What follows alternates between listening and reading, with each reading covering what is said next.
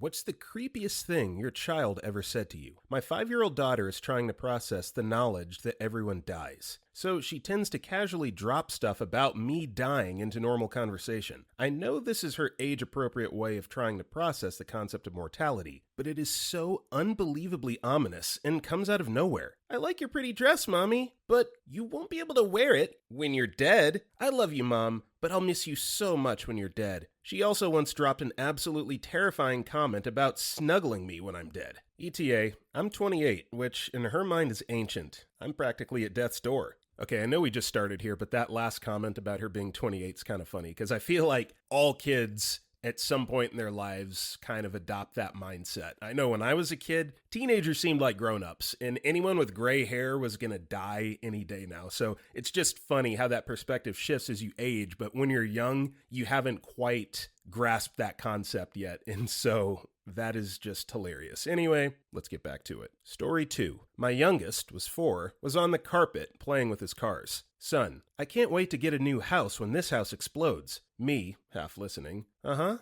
sure sounds... Wait, what? Son, yeah, when our house explodes. Be ready and we'll just run out real fast. And then he turned back to playing with cars like nothing was said. Thankfully, that was 5 years ago, and my house has not exploded. Story 3. Not said to me, but to one of my colleagues. She has 2 sons, and the younger started to have these terrible nightmares where he's being chased by someone with a huge knife and wants to murder him and all the kids. He would, as you can imagine, wake up screaming and refusing to go back to sleep. And then he asked his mom, Mommy, is there a way how I could make myself not alive? I don't want to live like this anymore.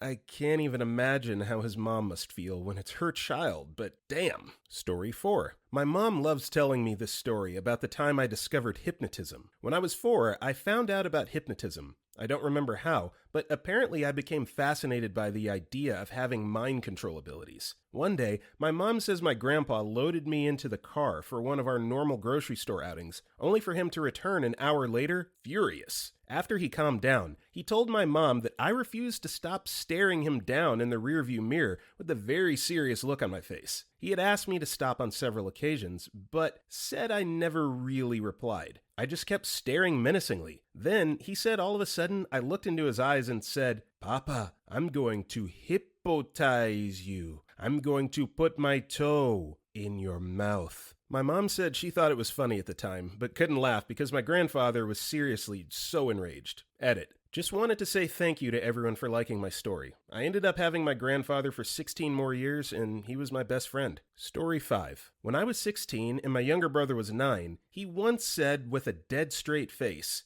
and I quote, If I was to murder you in your sleep, no one would know or say it was me because I'm just a kid, and kids can't kill people. I had to sleep with one eye open after that. Edit. Y'all are starting to make me think I'm gonna die tonight. Okay, so typically I don't necessarily approve of tattletelling, as they call it, between siblings, especially when you're the older sibling and your brother that's 9 or 7 years younger than you is making claims like this. But yeah, you may have wanted to, run that by the parents and see what they thought about that instead of sleeping with one eye open. But anyway, I digress. Story 6. I was talking to my son when he grabbed my face, got really close, and whispered, Mommy, you're talking too loud. You'll wake up Abiyoyo. Me whispering, Who's Abiyoyo, buddy? Son whispering, Abiyoyo is my friend. Me, where is Abiyoyo? Son, in the mountain. He's sleeping. We live near a large mountain range. Me, why do we have to be quiet? Son, he eats kids when they're too loud. Sometimes when we were too loud, he would tell all of us to be quiet, then run to the window to see if Abiyoyo was coming. For a while, I was afraid of looking up Abiyoyo online for fear that it'll be some ancient demon or something. But my son kept bringing him up, so I finally got over myself and found out that Abiyoyo is a South African folktale about a giant who lives in a mountain who comes down to eat the village livestock. Afraid that he will eat the villagers next, they find a way to stop him. They read the book to him at school. This is why everyone is so paranoid nowadays. Why the hell is this school reading a story about a cannibalistic giant that eats children? Why are they reading that to young kids at school? Obviously, son believes it. I'm sure he's not the only one in the class that believes it.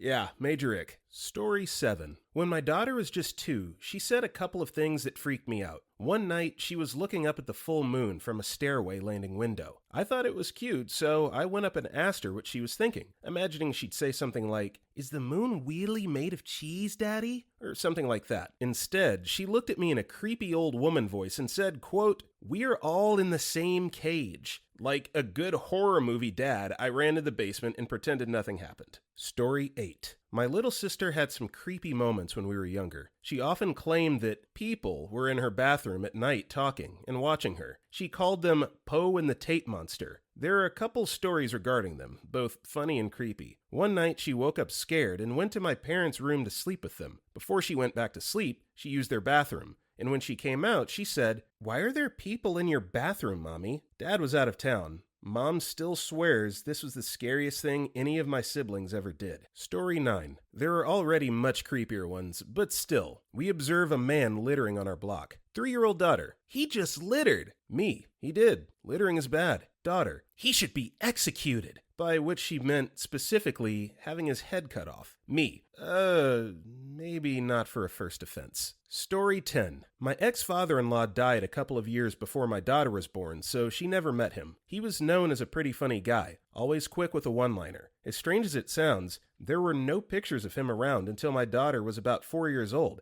and my ex-mother-in-law set one next to the urn where his ashes were kept. The first time my daughter-in-law saw the picture, she pointed to it and said, "That's Grandpa! I like when he looks in my window and makes me laugh. I don't like his friends, though." She had never mentioned this. When I tried to talk to her about it, she seemed nonchalant. She's older now and says she doesn't remember it. I'll never forget it. You know, they do say that only children can see dead people, and when we get older, we forget all about it. Just saying. Story 11. It was a Saturday morning a few years ago, and my wife and I were still in bed, and she was trying to convince me to make pancakes for breakfast. My oldest son, about 6 at the time, came into the room and agreed with her. He then said, "You should make some for Tyler, too." Now, he had never had imaginary friends, and we didn't have anybody in the house or family named Tyler, so I was curious and asked him who Tyler was. "Tyler is the man sleeping in my bed." I'm sorry, what?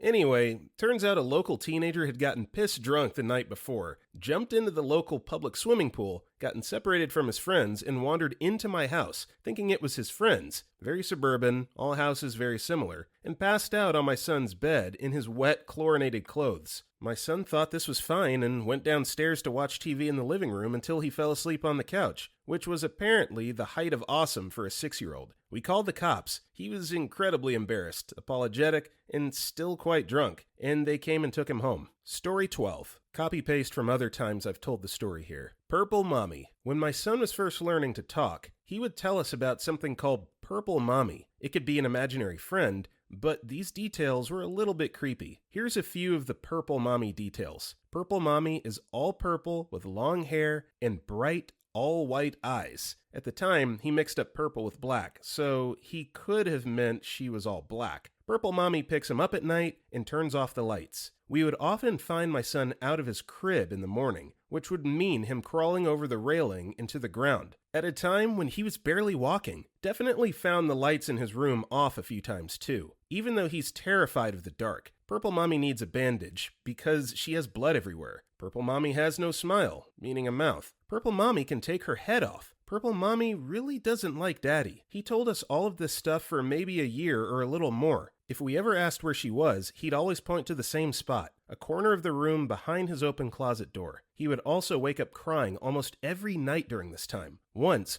during a really rough night, my wife went in to ask him what's wrong, and his answer was, "Purple Mommy won't let me sleep." Story 13. My 3-year-old daughter told us at dinner the other night, "I had a family before this one." Then she looked down at her plate and said in a really sad-sounding voice, "They're dead now." To be clear, this is the only family she's ever had. No idea where she'd have got that idea. Edit. The bar for some of y'all to believe in reincarnation is shockingly low. Story 14. Not my kid, but my youngest sister. Some info. My sister has a tendency to sleep talk about silly things like food and toys. One night when my family was staying at a hotel and I had to share a bed with her, she sits up at 2 a.m., waking me up, and turns to me with her eyes closed. She then exclaims, "It's behind you! Look behind you!" in a very scared and urgent tone. There is only a headboard and wall behind me, which I try to explain to her, but she just lays back down and continues to sleep. I did not get very much sleep that night though, lol. Story 15. When I was about 6 or 7, the house we were renting was going to be sold. My parents instructed us to keep our rooms tidy because people may be walking through the house during showings. I had the idea to take a little box and write fortunes on it. Inside were little slips of paper with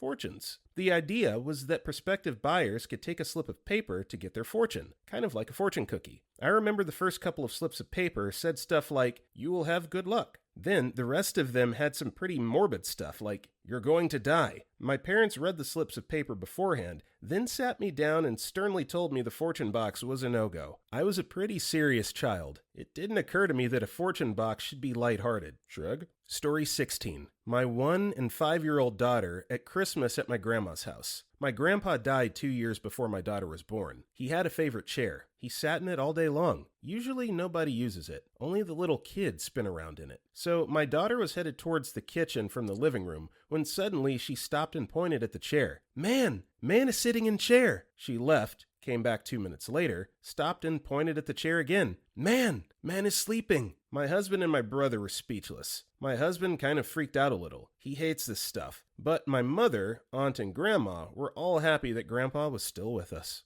That's pretty spooky. That's pretty eerie, especially the fact that the girl never knew grandpa. And, she sees him sitting in his favorite chair, taking a snooze. Just saying, kids don't make this stuff up. Anyway, let's get back to it. Story 17. Cousin's kid. She's supposed to be napping, and you can hear her giggling and laughing. Her dad walks in to see her jumping on the bed and holding her hands out like she's holding on to someone else's hands. When asked what she's doing, she responds, "Playing with Grandpa." "Who's Grandpa?" "Mommy and Daddy's." They were in a second-floor apartment, so he's ripping apart the house to see if someone is in the house, checking balconies, etc. Then came back in and asked what her grandpa looked like. He's short and wrinkly and has messy white hair, and he's wearing a hat. Stopped him cold. Was a wildly accurate description of his wife's, my cousin's, grandfather. And jumping on the bed? Absolute grandpa thing. Thing is, he died when she was 5 months old. Couple days later, she and her little brother were at my mom's house when my mom pulled out some pictures to go through them, and when she got to a picture of my grandparents, she stopped my mom and called her brother over. "See? That's Grandma and Grandpa. They play with us sometimes, but we shouldn't be scared because they keep us safe." Talk about creepy, but heartwarming at the same time. Edit. To those saying she described every grandpa ever, she actually described the hat he always wore, down to the minute details. But in the interest of privacy, I left that part out. Story 18. My baby was just learning to speak, not even a year old yet, was sitting in a shopping cart, raised her hands towards my neck and said, "Kill you." Shocked, I said, "What?" And she kept repeating it louder. "Kill you. Kill you." Mommy brain was all, there's no way my baby is saying what I was hearing. I looked around to see if anyone else heard this, not yet toddler saying, "Kill you" to their mother. So I picked her up just to get her to stop. Not until later did I realize she was mimicking me when I reached my hands down to her and say, "Do you want me to carry you?" Story 19. My now 10-year-old son used to tell me all about what his life was like when he was my age. He apparently owned a large dairy farm near our home. His name was John, it's not his name, and he raised horses as well. He would even point out the exact location of his farm. The location was an abandoned stone house with wood frame outbuildings. According to township tax maps, that particular farm had been the John Freeman farm in the 1880s. Freeman was a respected dairyman who also raised Belgian workhorses for sale. My man was remembering his former life. Story 20. This happened when my oldest son was 3. He's 9 now. I was coming out of my youngest son's, a few months old at the time, room one night after getting him back to sleep. My 3-year-old is standing in the dark in the middle of the hallway. He tells me that there was a man outside of the playroom asking to be let in.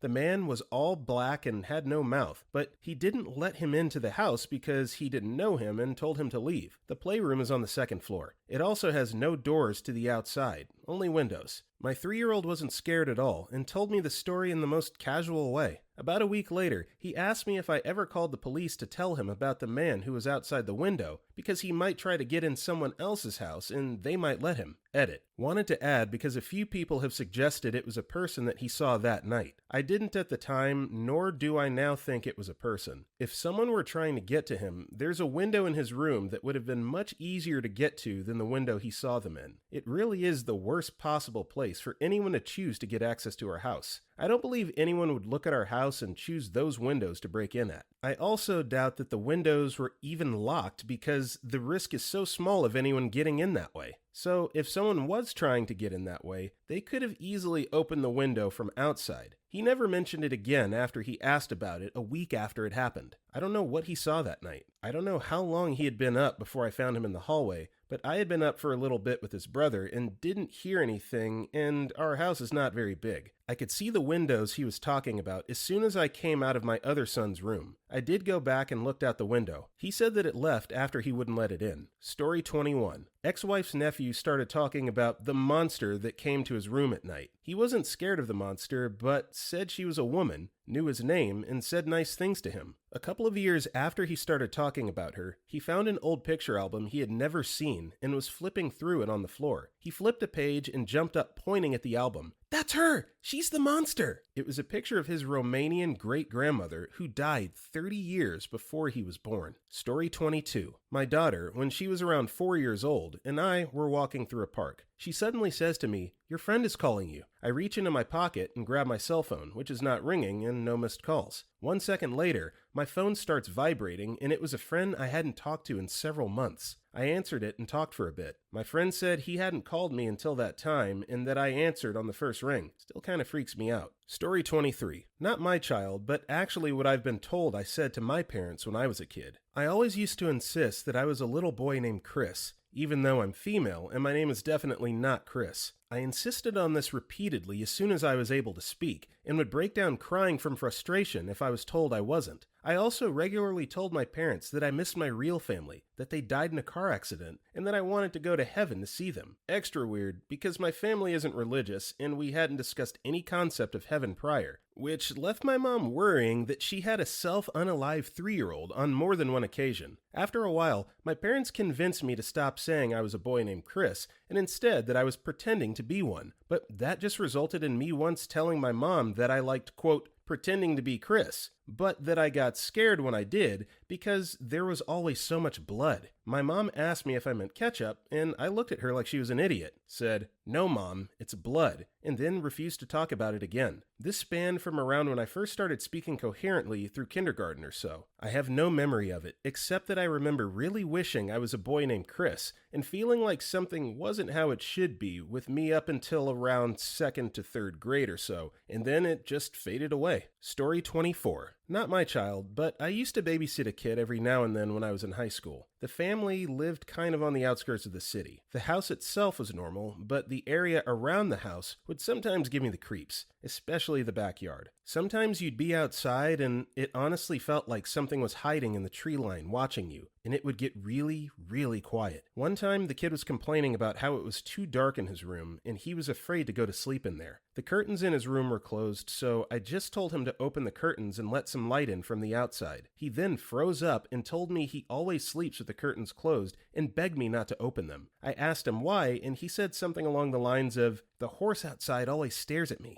There are no horses nearby this house. This was in Southern California, so not exactly farm country. I asked him what he meant by that, and he basically said that a very skinny horse would crouch down beside his window every so often and stare at him, and sometimes start growling like a dog. I've never heard a horse growl before. I eventually looked outside in the morning, and I didn't notice any hoof or paw prints or anything, so I don't know if he was making it up. He seemed legitimately freaked out, though. I've always wondered if maybe he was seeing a mountain lion. Story 25. Not my kid, but a patient I had many years ago. Right after high school, I got a job as an orderly in a rehabilitation hospital. I was 18 and green as grass. Most of the patients were paralyzed, some paraplegics, some quadriplegics, some hemiplegics, strokes, and some brain damaged. One of the most seriously injured cases was a teenager, I'll call him Joe, who had been in a motorcycle wreck and had not been wearing a helmet. He hit a curb and suffered a severe head injury. His family especially his mother, was convinced Joe could communicate, but none of the staff believed it. He was racked with spasms and never looked at people, but he always looked around the room randomly. When he vocalized, it just sounded like bizarre moaning without any form or rhythm. It was the privately expressed view of all the staff members that he wasn't in there, i.e., that he was too severely brain damaged to know what was going on around him. I thought other staff members were way too casual in the way they talked about Joe rather than to Joe when they were providing his care. Although he breathed on his own, he was out on Unit 1, the unit with all the severely injured quads who were on respirators. His mother insisted on holding a bedside birthday party for him, on the unit, complete with cake, party hats, etc. We all thought it was a cruel charade, but we were ordered to attend and did so. We sang Happy Birthday. His mother fed him cake. He didn't seem to chew it,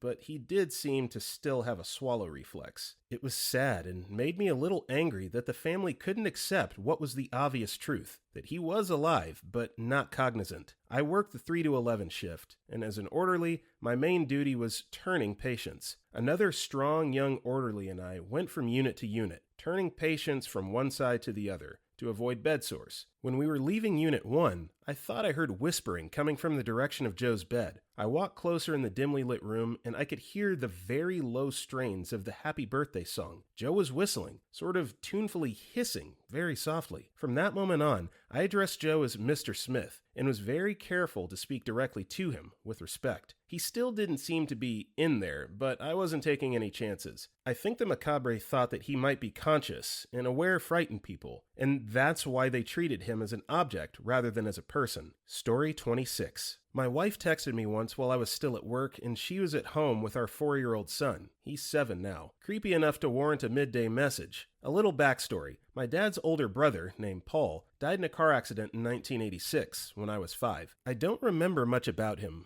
but he did like telling me jokes and outlandish stories because I believe anything he told me. It was, and still is, an emotional subject for my dad, so I avoid bringing Paul up unless Dad does first. Definitely hadn't mentioned it to my son. So that afternoon a few years ago, my son was telling my wife a story, something about a tractor and a donut. At the end, he laughed. He always tries to make jokes and laughs at his own. Then said, "That was a joke I used to tell my dad when he was young." My wife answered, without thinking too much about it, "Oh, you knew your dad when he was young?" My son then says, "Yeah, my name was Paul when my dad was young." Story 27. My then 3-year-old had a few gems. Him, "I was so mad at you, I was gonna destroy you." Me, "Yeah? How so?" Him, "I was gonna throw you in a volcano." Me, "Why didn't you?" Him, "I don't know where a volcano is." Me, "So we're good?" Him, "For now." The other one. Him, "Too bad the babysitter died." Me, "No she didn't, bud. She's just not here today." Him, "Or she's in the freezer," while staring at the freezer. Me, "You're pretty creepy sometimes, bud." Him, just smiles. This seems like a bit of a stretch. I don't know of too many 3-year-olds that can grasp the concept of volcanoes and putting bodies in freezers, so yeah, I'm calling BS on this one. Story 28. My younger brother had this imaginary friend called John when he was around 6 years old. He'd bring him up the odd time and would write him a card at Christmas, stuff like that. My mom didn't say anything until many years later, but one night she was settling my brother into bed, and they were having little bedtime chats when she asked him a little about John. She asked him how old John is, and my little brother told her John is 7, but died when he was 32. She told me a shiver went down her spine, and she stopped asking about John after that. But get this, her and my dad looked into things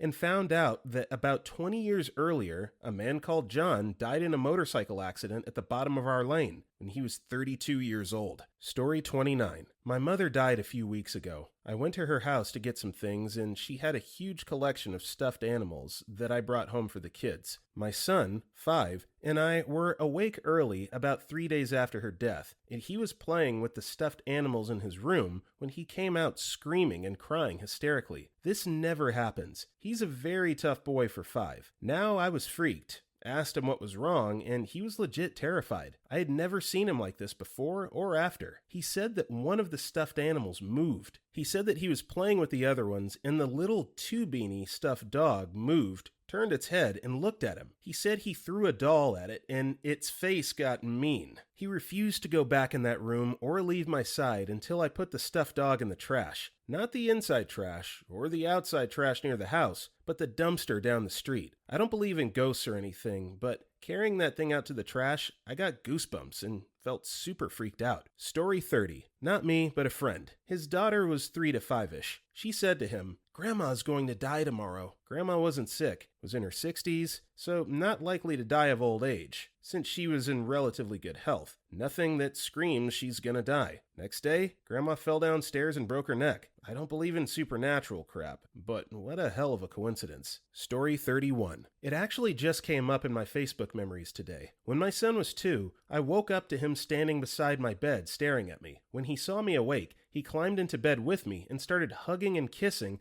and telling me how much he loved me. I jokingly said, "Why are you being so loving? What did you do?" And he shrugged and said, "Killed a man." I was like, "What? You killed a man?" "Yep," then went back to snuggling with me like it was no big deal. I still haven't the foggiest idea what that was all about. Story 33. My 3-year-old comes up and leans into my knee, heaving a heavy sigh. "What's up, sweetie?" I ask. "Oh, I'm just tired of this planet. I want to go back to the star where I belong." It's been my life experience, as many of the comments here attest, that 3-year-olds have a unique perspective, like their consciousness is still halfway in whatever their before was. Story 34. I was wrestling around with my daughter when she was about 3. All of a sudden, her demeanor changed. She stopped, looked at me, and said, "We were sisters once." She went on to explain that she died first, so she had to wait in heaven until God could put us back together again. It wasn't even what she said, it was the way she said it. And for a brief moment, she was an old soul telling me a story, and just like that, she went back to being a little girl again. Edit. I'm her dad. Story 35. Not my kid, but I was working at my shop, a liquor store clerk, and a parent came in with their kid. The kid started acting a little silly and asked if he could work here. I asked him if he was 18 and out of high school. He played along for a while and eventually confessed he was 5. I told him, "That's okay. Maybe I'll work with him in 13 years. And he looked me up and down and said, "No, you'll be dead by then. I'm not even 30 yet. What does he know? What does he know?" Ugh.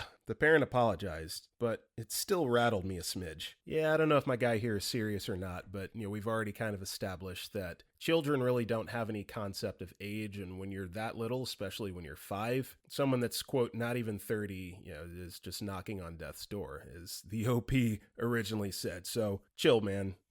Eat your veggies and you'll live another 13 years. Story 36. When my daughter was between the ages of 1 and 2, we had some weird stuff go on. It started by her always staring at the same corner of her room. Sometimes she would point to that corner while we were changing her diaper. She then started getting really scared randomly. We asked her what was wrong repeatedly, and she, one day, told us that she was afraid of the Burning Man. Apparently, the Burning Man was chilling in her room and telling her that she needed to help him or they both were going to die in a fire. When we bought the house, there were signs of a chimney fire. I did some research and found out the people who sold us the house inherited the house from their father, who died in the chimney fire. I put up a trail camera in her room, but did not catch anything. Story 37. Maybe not creepy. I personally find it funny as hell, but still kind of out of place for a 7-year-old. My son regularly talks in his sleep. It's usually nonsensical rambling or incoherent mumbles. This one night, though, he just sat bolt upright in his bed while I was walking by his bed, and he shouted in the deepest, angriest voice a 7-year-old can muster, "I've been to war!" Then lay back down and continued sleeping.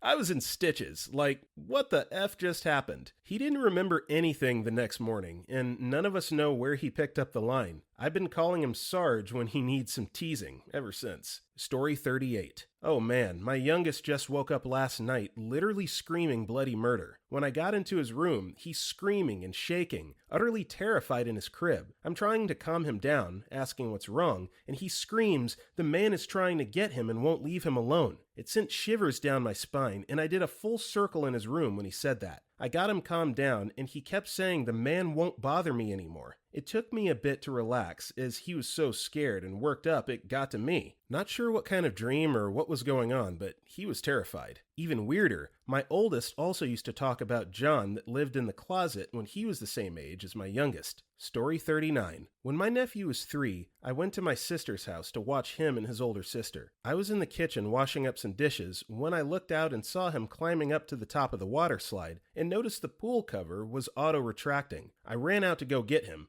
because he couldn't swim at the time. I grabbed him before he reached the top. He thought it was funny. I put him down and couldn't figure out how he knew how to retract the cover. His 4.5-year-old sister came out and said the old man told her to push the button. The man at the end of the pool. There was no one there. I was totally freaked out. So glad my sister moved from that house. Story 40. Not my child, but a couple kids I was babysitting in high school. The girl was probably 6 and the boy was 4 or 5-ish. The girl asked me around 7:30 p.m. if she could go outside to play with her friend. I asked, "Who is your friend?" And she said, "His name is Devil. He lives in the ground of my backyard with his scary dog." I was so freaked out. The brother comes over and says, "Hey, you know we can't do that because the last time we woke him up, he got mad and did bad things to us." She still wanted to go outside, but I wouldn't let her. Then the little boy tried to convince me to play the Ouija board. I noped the hell out of there when the next babysitter came to relieve me at around 12 a.m. She informed me that their house was haunted. I never babysat there again. This is, without a doubt, 122% on the parents. Why are you exposing your kids to this kind of Ouija boards and demonic activity? Are you trying to raise a cult in your household? Man, that just sucks. You don't need babysitters. You need to be institutionalized. Story 41. Was stationed in Germany and lived in a small village. We rented out a remodeled townhouse, and our landlords lived next door. Everything in the house was recently redone, except it had an ancient-looking basement. The basement looked like something out of a World War II-era movie. Going into the basement gave me and my wife the creeps, but whatever, right? One night, my 4-year-old kid wakes up crying and just keeps repeating, "Old people said they don't want me here anymore." We moved out a month or 2 later. I'm sorry, what took you so long? Was it 1 month or 2? 30 additional days in this potentially Nazi-infested ghost house is kind of creepy. I hope you were closer to the 1 month than the 2. Jeez. Story 42. A couple things. When we die, why does everything go black? At that point, they were far too young to conceptualize anything like that. Had never been exposed to death, and we'd never discussed the subject. What if eye nerves started growing in our house? You're going to die soon. Out of the blue, no context, still alive at the time of this comment though. I remember seeing your bones inside your tummy, and many, many more, but that's what first comes to mind. Story 43. I was playing with my 5-year-old niece, and she wanted to pretend we were captured and held against our will, and pretend we had bags over our heads. So we stood with our hands behind our backs against the wall, and our heads hanging down like prisoners. Then she goes, "I can't see anything. We're going to die here." Story 44. Not my kid, but rather me as a kid. Info relayed by my mom as I got older. Apparently, I was really effing creepy. She'd come into my room in the middle of the night,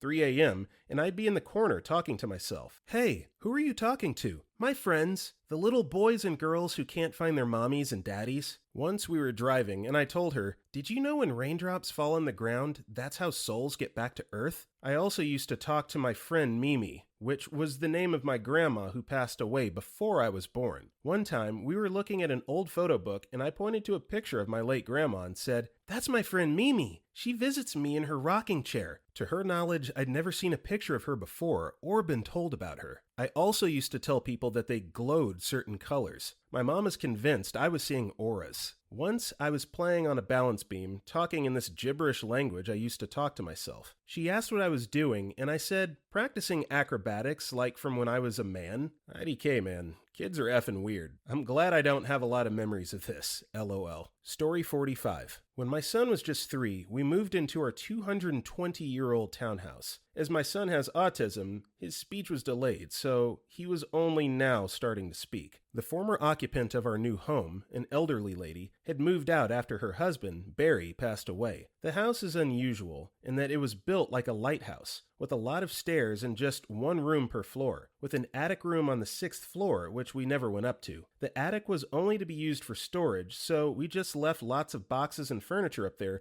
while we renovated the rest of the house. Besides, it was cold and dimly lit, and I really didn't like going up there. I knew that the attic had been Barry's bedroom when he was receiving convalescent care after he'd been in the hospital, and it was quite likely he'd passed away in that room. One night, there were a series of noises that almost sounded like pounding feet from up there in the empty attic. It really freaked me out, as I was struggling with some mental health issues at the time. Not long ago, I'd been in a psychiatric hospital with psychosis after hearing voices and couldn't work out if the noise I'd just heard was just in my head or if there was something up there. It was the next day at dinner when my son, who had only just started saying more than one word at a time, shouted, "Big Bad Barry!" This totally freaked me out. We'd never mentioned the name of the former occupant of the house, but as the days went on, we started to hear my son say his name more and more frequently. It was always Big Bad Barry, followed by a word or phrase to describe what Barry was doing. Sometimes it was quite innocuous.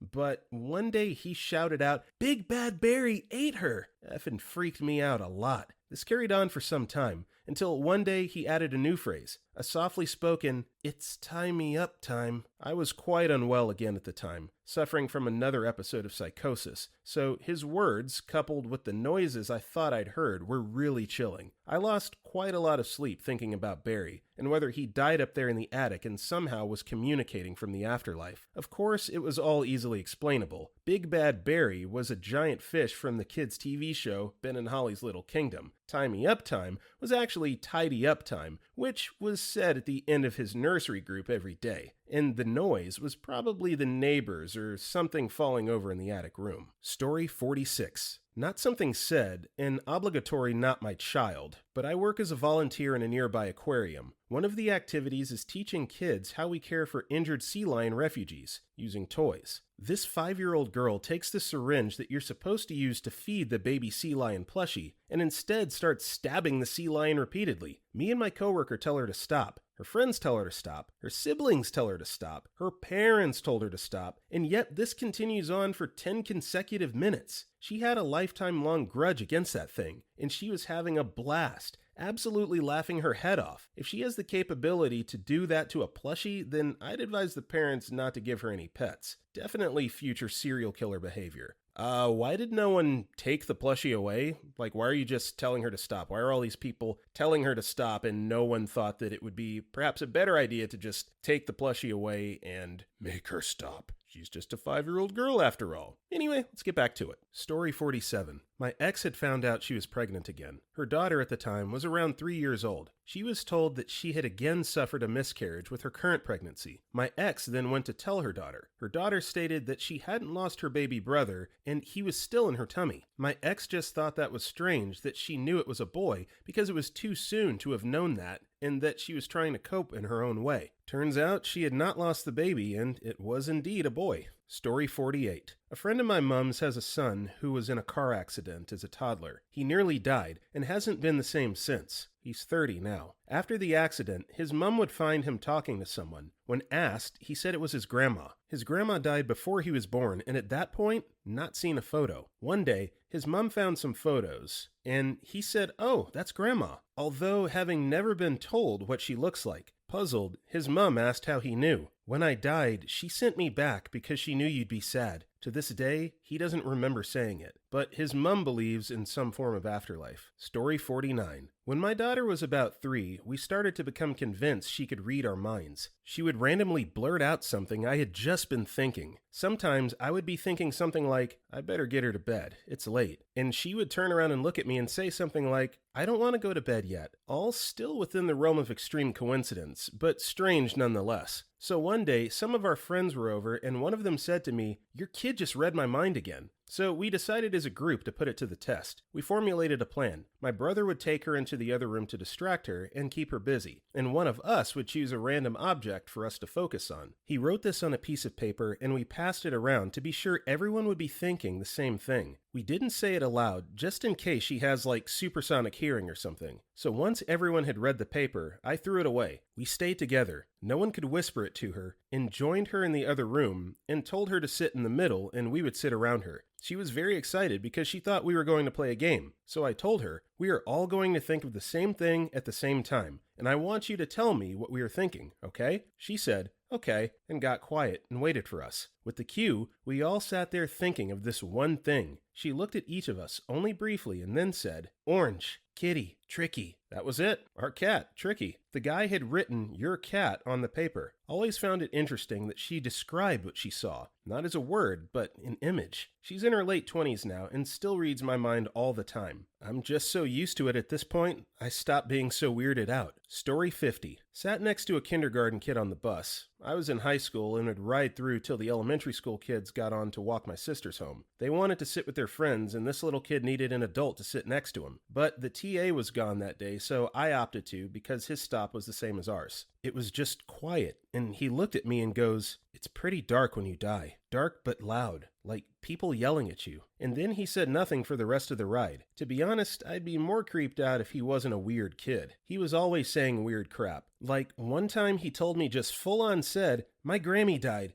She smelled like she was going to." And I kinda get what he means, but like, Jesus, kid. He was nice though. Gave my sisters candy and played tag with them when he wasn't reminiscing about death. Story 51. Not my kid, but one of my friend's daughters, when she was like 5 or 6, did this. She was brushing one of her doll's hair, and in sing-song said, "First I'm going to kill brother, then mommy, then daddy, and then I'm going to live in the woods with you." My friend is her dad, and he overheard her. Said he backed up slowly, went outside, and called her mom. She went through a bit of therapy and is now leading a pleasant life in 5th grade. I'm happy to tell you that she isn't scary, creepy, crazy after getting help. Story 52. Not my 3-year-old per se, but recently she's been talking to her imaginary friend. I like to promote her imagination, so I go along with it, and I acknowledge her friend whenever my daughter's having convo with them. Well, last night, I'm fast asleep and I hear a child's voice whisper, "Open the door, I'm outside." I pop up and tell my wife, who promptly tells me to go back to sleep. I'm hearing things. But then I get 3 notifications on my phone from my motion-activated side door camera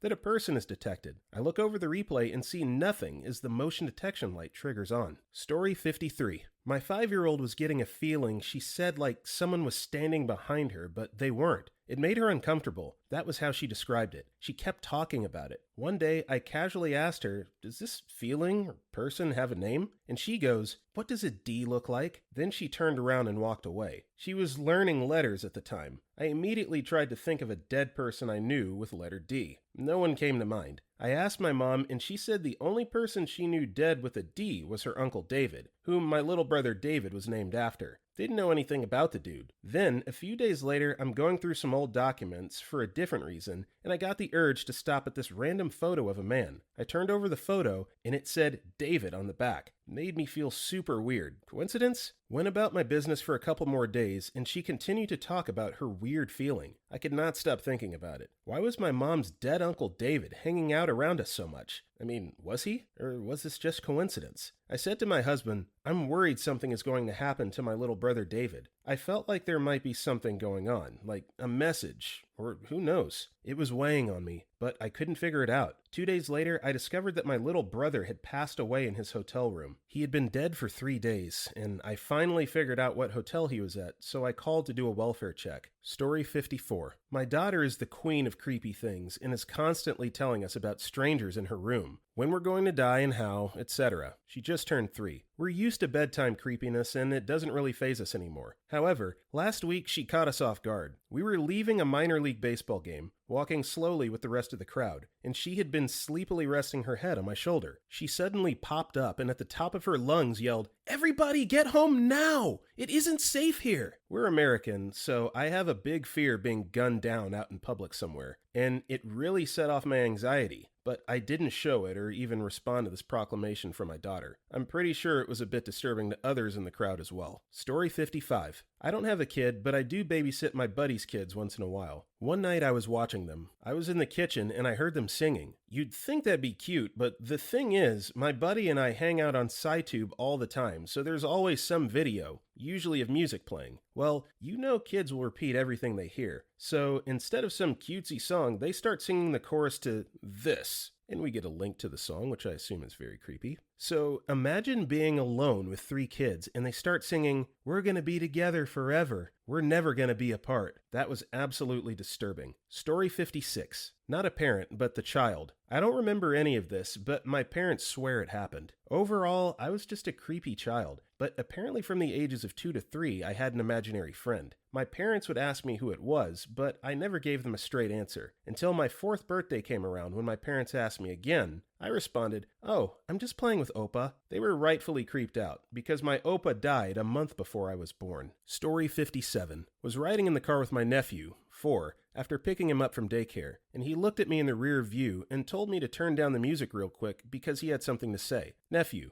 "Uncle, my friend said he doesn't like you." Me, thinking it's a kid from daycare: "Who? I don't even know anyone from your daycare. That's not really nice." Nephew: "He's not in my class at daycare." Me: "Where is he then?" Nephew: "He's next to me, Uncle." Then he continues to giggle and go back on his tablet. Ain't nobody in my damn car except me and my nephew. I turned my music up so fast and took his little badass right to my sister. I told my sister, and she said he has an imaginary friend, and she catches him talking to vents in the wall, and he draws pictures of it. Creepy crap. It's like birth control when you hear crap like that out of these little humans' mouths. Story 58. I've told this one before, but it still freaks me out. Single mom, on a Friday night with wine and some night cheese, decided it was a good time to watch the documentary The Nightmare. It's about sleep paralysis, which usually involves a dark shadow standing at the end of your bed or sitting atop your chest. Midway through, my 3-year-old, who is in my bed and has been asleep for a few hours, wakes up and yells for me, which is incredibly rare. I get to her and she asks, "What is that shadow at the end of the bed?" Peed my pants a little, and we slept in her room that night. I like to think she snuck out, saw what I was watching, and decided to play an epic prank on me. But cognitively, a 3-year-old isn't there for something so genius. Story 59. Maybe not said, but when I was younger, I would go over to my parents' room to sleep with them whenever I had nightmares. However, instead of asking them when I got into the room, I stood next to the bed watching them sleep, while waiting for them to wake up and let me on the bed. So, oftentimes, my mom or dad will wake up in the middle of the night to see their young child standing right next to the bed as they stare at them in absolute silence. I know this is nothing compared to the stuff in the comments, but my parents said they always found it creepy since they have no idea how long I've been watching them. So, unlike a lot of stories that we've read so far, which I think are just absolute crap, things that people have made up just for, some upvotes, this I definitely believe happened, and it's very creepy. I can't imagine, when you wake up from like a deep sleep, there's a brief period where you're very disoriented. And so I think that this could potentially be dangerous because even though the son meant no harm, it's creepy, but he meant no harm by it. When you wake up from a dead sleep and you just see a shadow or someone standing over you, I mean, if that's me, I'm trying to take that thing out. I'm freaking out. So this is something that I think the parents probably should have addressed and not let it continue on. It's like, hey, if you have nightmares, just come get in the bed or come wake us up. Story 60. Once I foolishly told my son that stars die, etc. Months passed. One day, while I was giving him his bath, "Dad, do you know what's the worst superpower?" "No." "Immortality. Because not only will all your family die leaving you alone, but in 5 billion years, the sun will explode and burn you forever." Story 61. There's a story I've been told for about as long as I can remember now, about something I told my mom. When I was about 5 years old, my mother was getting me ready to go visit my sick great-grandmother in the hospital. My mom asked me if I was excited to go visit her, and I apparently looked her in the eyes and said, "Grammy is gonna go be an angel now." 5 minutes later, we got a call from my grandmother saying Grammy had died. Story 62. "Dad, I hate you!" Not the creepiest, but rather the saddest and most wonderful. My second son was nonverbal, high-functioning autistic. He was 5 years old and had never said mum or dad or anything. He had grunting noises, and maybe 3 noises that could be approximated as words. However, one day he spoke. I was trying to feed him lunch. He did not like lunch. I was getting frustrated about the whole lunch debacle. As I said, my son was nonverbal, but suddenly he spoke, and not just a word, a whole bloody sentence. He said, "Dad, I hate you." I burst into tears. It was one of the most beautiful moments of my life. My nonverbal autistic son spoke. It didn't matter what he said, as he said. He spoke. My life changed after that, as did his. He became fluently conversant in a day. After, he was just so angered at yet another lunch he hated. He's 20 now, has had the best care in the world for his condition.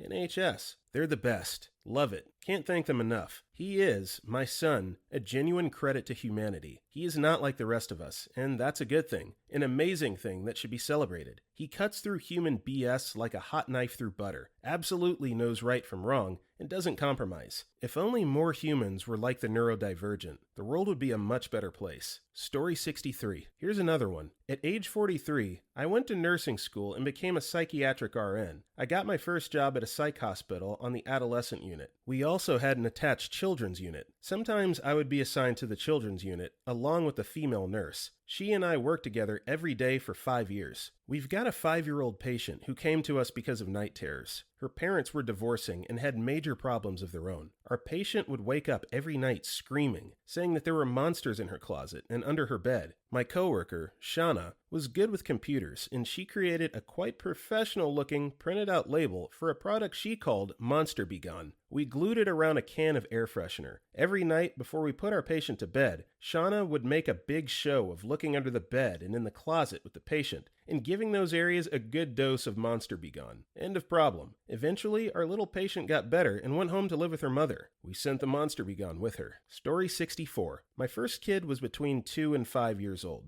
My wife and I and her were driving through a desert area. The road had a bridge and crossed a good-sized ravine. From the back seat, we hear, "This looks like where I died." My wife and I were like, "Huh?" Asking my kid what she meant didn't help much. She was a kid with limited vocabulary. We think she was in a car that went off a bridge and was killed. Previous life, I guess. Second child, my son, he's between 2 and 5 years old. He walks up to me and my wife and says, "I was shot by Michael in Mexico." Again, my wife and I were, "Huh?" Asking him more didn't help. Young, limited vocabulary. Anyway, we think he was at an intersection in Mexico somewhere by a stop sign where he was shot and killed by Michael. I don't know why it appears I have reincarnated children, or retreads. Asking them about it now, and neither one remembers ever saying anything about it. My wife died, so it's just me that remembers. It's difficult to believe. It's almost impossible to prove. It might have been their imagination. I truly don't know. Story 65. These are 2 things my mom told me I said to her. First,